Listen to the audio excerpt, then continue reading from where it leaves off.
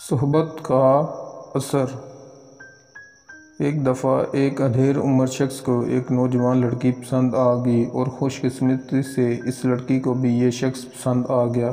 شادی سے پہلے ملاقات میں لڑکی نے 2 شرائط رکھیں۔ پہلی شرط کہ وہ اپنے ہم عمر سے نہیں دوستی رکھے گا بلکہ کنواروں کی محفل میں بیٹھے گا، اور دوسری شرط یہ کہ رات کے گھر واپسی پر دیوار پھلانگ کر آئے گا۔ اس شخص نے بخوشی شرائط قبول کر لیں اور شادی کے بعد شام کو محلے کے نوجوان لڑکوں کے ساتھ بیٹھ کر گپ شپ کرتا اور رات کے دیوار پھلانگ کر گھر میں داخل ہوتا۔ ان کی زندگی بہت اچھی جا رہی تھی۔ دونوں میں بے حد سے زیادہ پیار اور محبت تھا اور پورا گھر ان کے قہقہوں سے گونج اٹھتا تھا۔ وہ شخص توانائی سے بھرپور شخص لگنے لگا تھا، کوئی اس کی عمر کا اندازہ نہیں لگا سکتا تھا۔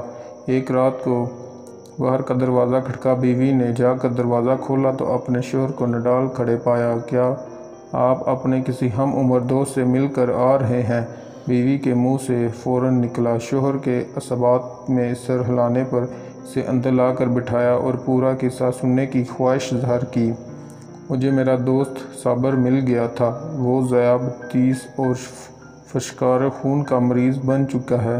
اس کے علاوہ اس کی کمر اور گھٹنوں میں درد رہتا ہے۔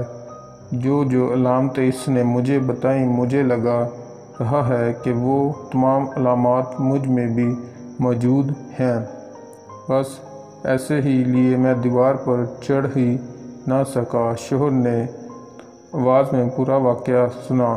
کیا سننے کے بعد بیوی نے اپنا سر پیٹ لیا اور کہا، اسی لیے میں آپ کو اپنے ہم عمر دوستوں کی محفل میں بیٹھنے سے منع کرتی تھی۔ قائرین، میرے آپ لوگوں سے گزارش ہے کہ منفی سوچ کے حامل لوگوں کی محفل میں شرکت سے گریز کریں اور جتنا ہو سکے صحت مندانہ سرگرمیوں میں حصہ لیجیے۔ وقت سے پہلے اپنے آپ کو لاغور مت سمجھیے۔ تھینک یو گائز، ملتے ہیں نیکسٹ ویڈیو میں۔ ویڈیو اچھی لگی ہو تو ہمارے چینل کو سبسکرائب کر لیجیے۔